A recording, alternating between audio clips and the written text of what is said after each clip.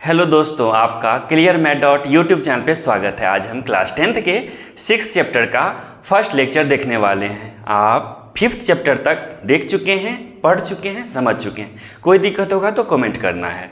आज हम देखेंगे सिमिलर फिगर्स, धीरे धीरे उसी से पढ़ेंगे सिमिलैरिटी ऑफ ट्राइंगल्स। तो सिमिलर फिगर को पढ़ने से पहले आप क्लास 9th में कन्ग्रुएंट फिगर्स आप देख चुके हैं। कन्ग्रुएंट फिगर क्या होता है?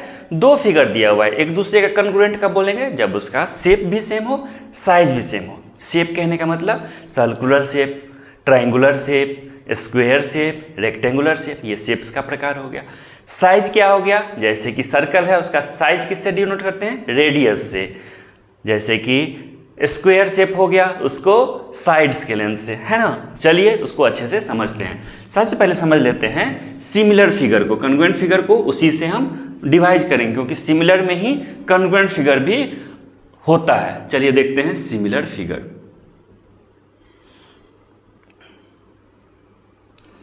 सिमिलर जैसा कि नाम नहीं लग रहा है कि दोनों देखने में सेम सेम जैसा लग रहा है तो सिमिलर बोल देंगे, बस उसी को थोड़ा सा मैथमेटिकली लिख लेते हैं। क्या है देखिए, सिमिलर फिगर्स में शेप जैसे कि सर्कुलर, स्क्वायर, ट्रायंगुलर, etc, ये हो गया शेप। एंड साइज क्या क्या होता है? साइज होता है बड़ा या छोटा, बिगर और स्मॉलर हो गया, या तो बड़ा हो गया या छोटा हो गया या सेम, और सेम हो गया, सेम टू सेम साइज का हो गया। क्या होता है सिमिलर फिगर में? शेप तो सेम रहता है। क्या होता है? शेप तो सेम रहता है। साइज क्या क्या हो सकता है? साइज हो सकता है सेम। साइज क्या हो सकता है? सेम नहीं हो सकता है। दो कंडीशन हो गया इसका, ठीक है। पहला हो गया ये, दूसरा हो गया ये। क्या होता है कि थोड़ा सा एग्जांपल देख लीजिए। ये यदि लिखा हुआ है स्क्वायर दिया हुआ है, इसका साइड्स क्या है? ए है। एक और स्क्वायर है, इसका साइड्स क्या है? सेम टू सेम ए है। क्या हो गया? शेप तो क्या कहेंगे इसको? Square shape. इसको भी क्या कहेंगे? ध्यान से देखते जाइएगा, बस इसी में आपको 2-3 पेज में दिया हुआ है एनसीईआरटी में, सारा समझ में आ जाएगा। स्क्वायर शेप का है। साइज क्या है दोनों का? साइज दोनों का ही है क्या? ए लेंथ ऑफ साइड। साइड का लेंथ क्या है? ए है दिया हुआ, है ना। यानी कि क्या हो गया?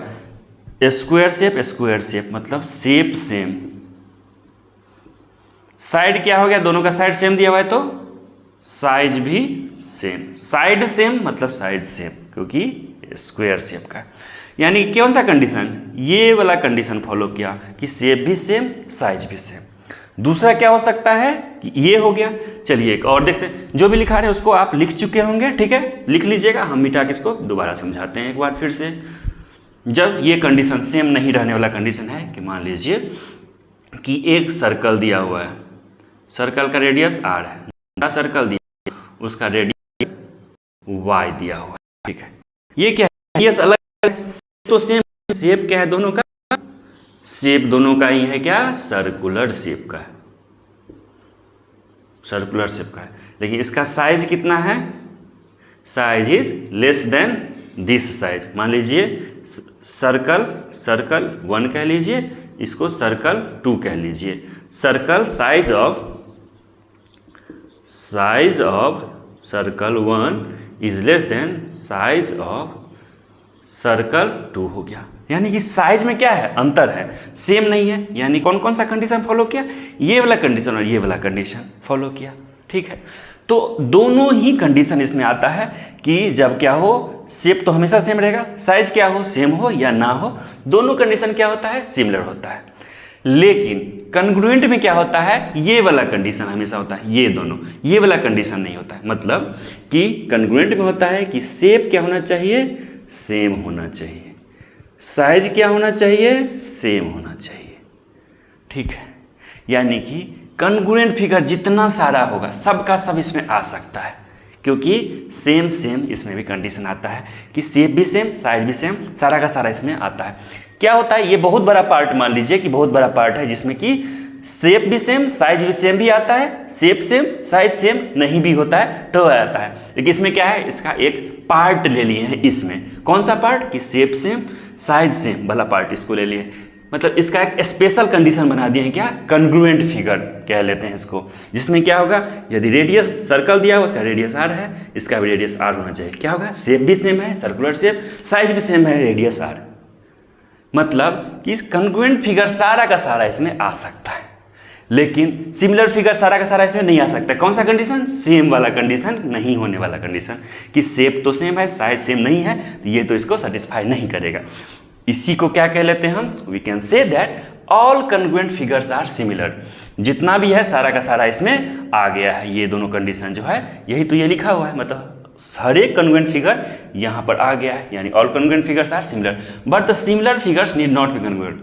मतलब सिमिलर फिगर्स जब जब क्या होगा, ये वाला कंडीशन या ये वाला कंडीशन कह लीजिए, क्या क्या होगा, ये कॉन्ग्रुएंट फिगर नहीं होगा, क्योंकि शेप तो सेम रहेगा लेकिन साइज सेम नहीं रहेगा, तो वो कॉन्ग्रुएंट फिगर नहीं होगा।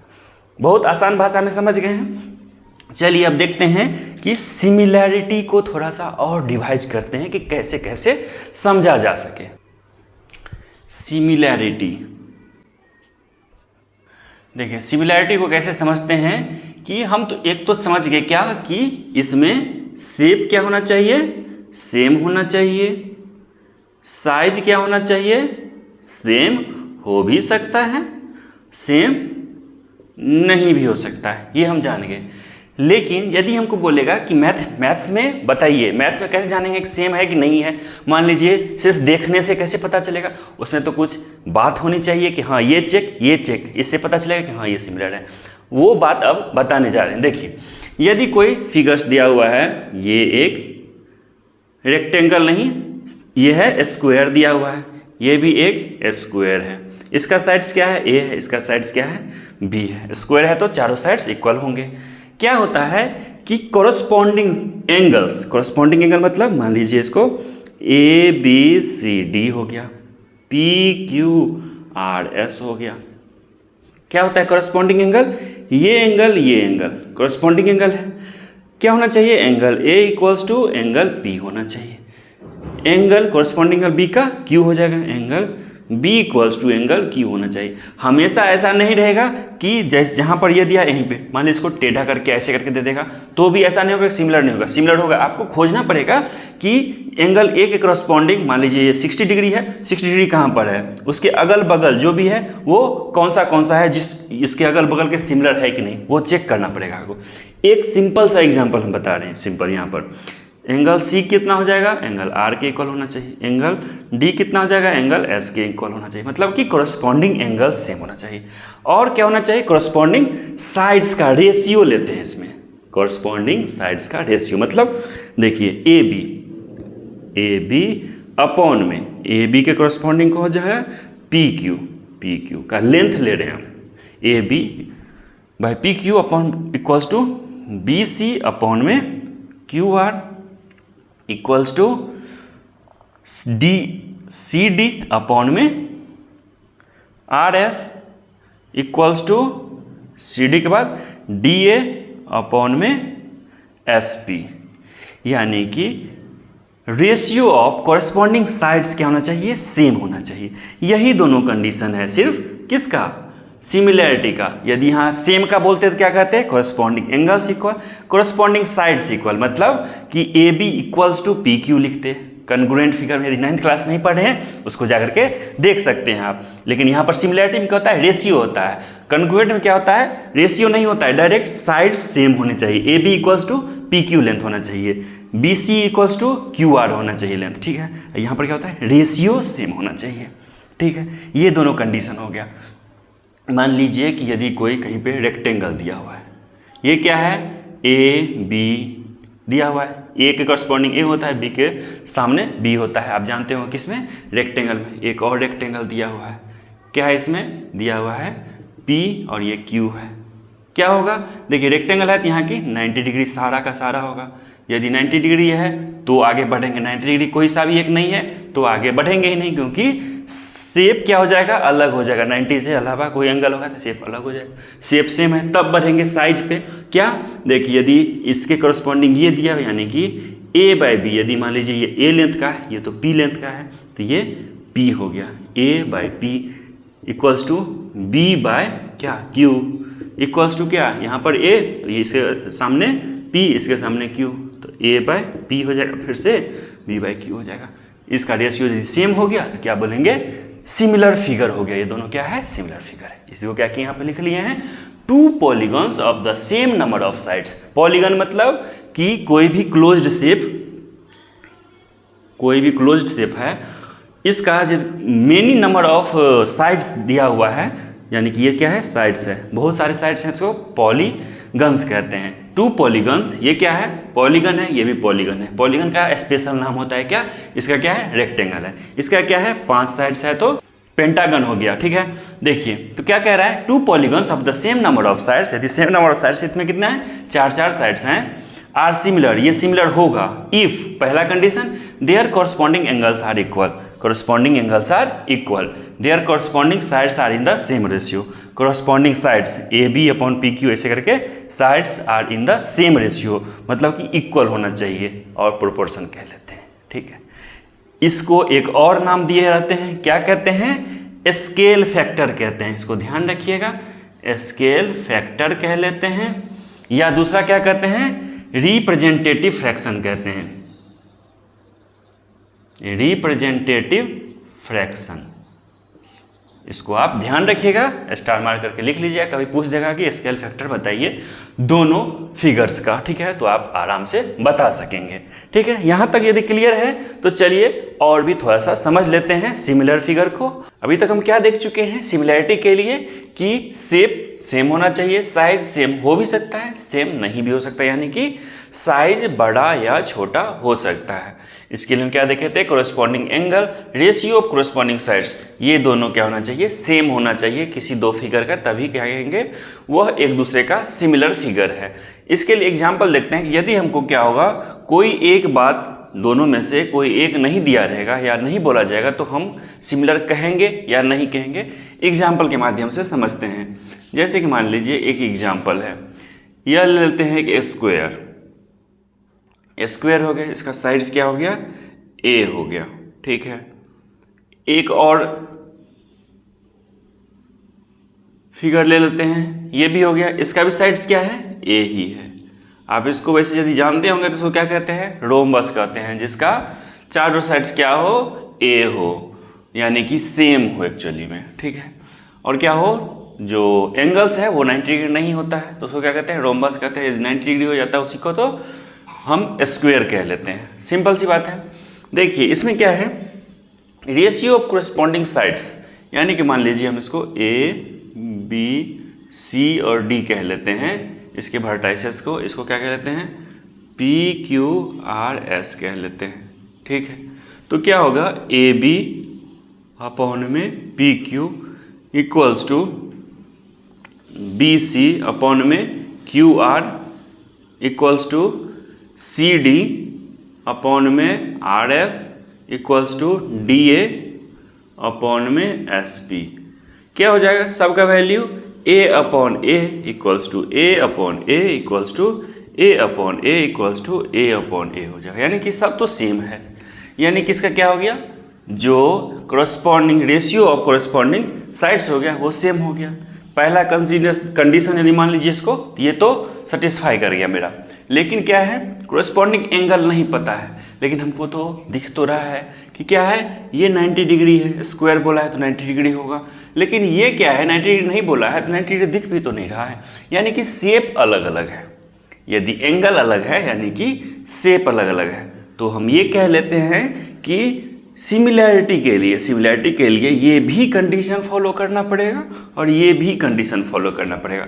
सिर्फ एक कंडीशन को फॉलो हो जाने से हमको सिमिलर फिगर आ जाए ये जरूरी नहीं है। ये एग्जाम्पल हो गया, क्या हो गया, रेशियो ऑफ कोरस्पॉन्डिंग साइड्स तो इक्वल है, लेकिन क्या है, एंगल्स इक्वल नहीं है, तो ये क्या है, सिमिलर फिगर दोनों नहीं है। ये सब बहुत ही सिंपल बातें हैं। आप एक्सरसाइज करिएगा, यदि कोई इसमें प्रॉब्लम होगा वो और भी आसान होता चला जाएगा। ठीक है, जैसे कि एक शेप ले लीजिए, मान लीजिए इस टाइप का कोई शेप है। फिर से दूसरा ले लेते हैं एक,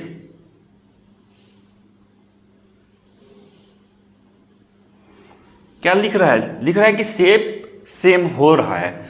क्या लेते हैं एंगल? मान लीजिए 30 डिग्री, 50 डिग्री, 50 नहीं, ये तो 100 से ज़्यादा दिख रहा है, तो 150 ले लीजिए। ये 35 डिग्री ले लीजिए, 160 डिग्री ले लीजिए, 130 डिग्री ले लीजिए। ठीक है, इसके करस्पॉन्डिंग क्या है एंगल? 130 डिग्री हो गया। ये क्या हो गया? 30 डिग्री हो गया। ये क्या हो गया? 150 डिग्री हो गया। ये क्या आ गया? 35 डिग्री। यानी कि हम क्या किए हैं? करस्पॉन्डिंग एंगल्स को इक्वल लिख दिए हैं। ठीक है, करस्पॉन्डिंग साइड्स यदि मान लीजिए 5, ये मान लीजिए 10 हो गया, इसका हाफ क्या हो गया? 5 हो गया। मान लीजिए 20 हो गया, इसका हाफ 10 हो गया। ये क्या होगा? 30 हो गया, इसका हाफ 15 हो गया। ये क्या हो गया? 60 हो गया, इसका हाफ 30 हो गया। ये क्या हो गया? 40 हो गया, इसका हाफ 20 हो गया। मतलब क्या है? करस्पॉन्डिंग साइड्स भी इक्वल है, करस्पॉन्डिंग एंगल्स इक्वल है। करस्पॉन्डिंग साइड्स नहीं, corresponding ratio of corresponding sides क्या है? हमेशा 2 आएगा। 10/5 करेंगे या 20/10 करेंगे, 30/15, हमेशा क्या आएगा? रेशियो ऑफ करस्पॉन्डिंग साइड्स 2 आएगा। यानी कि हमेशा 2 है, यानी कि सेम है, और करस्पॉन्डिंग एंगल भी इक्वल है, यानी कि ये दोनों जो फिगर दिख रहा है वो क्या है? सिमिलर फिगर है। ठीक है, इसी तरह से हम वेरीफाई करेंगे। चलिए एग्जाम्पल के माध्यम से अच्छे से समझते हैं कि क्या होता है। एक एग्जाम्पल है, ये क्या है? जैसे कि ये शेप दिया हुआ है, इस शेप का क्या है? प्रत्येक साइड 3 सेंटीमीटर का है, और यदि एंगल को इस टाइप से दिखाते हैं, यानी कि कोना करके इस टाइप से, तो 90 डिग्री का मतलब हम बताना चाहते हैं। यदि इस टाइप से एंगल लिखा हो, कोई ऐसा साइड हो और ऐसे बताया हो, यानी कि हमको पता नहीं है, वो कुछ भी हो सकता है। लेकिन जब इस टाइप का हो, यानी कि इस टाइप का हो, तो हमेशा 90 डिग्री उसको बताते हैं, यदि इस टाइप से लिखा हो तो। देखिए इसका क्या है? चारों एंगल्स क्या है? 90 डिग्री है। इसका भी चारों एंगल्स 90 डिग्री है। इसका साइड्स क्या है? 3 सेंटीमीटर, 4, 3, 4। क्या यह सिमिलर फिगर है नहीं कि नहीं है, वो चेक करना है। क्या करते हैं हम? सबसे पहले कोरस्पॉन्डिंग एंगल्स चेक करते हैं। कोरस्पॉन्डिंग एंगल्स क्या है? देखिए चारों 90 डिग्री, इसमें भी चारों 90 डिग्री, मतलब कि कोरस्पॉन्डिंग एंगल्स तो सेम हो गया। दूसरा क्या करते हैं? Ratio of corresponding sides. तो मान लेते हैं इसको, फिगर को ABCD मान लेते हैं, फिर इसको PQRS मान लेते हैं। क्या करते हैं?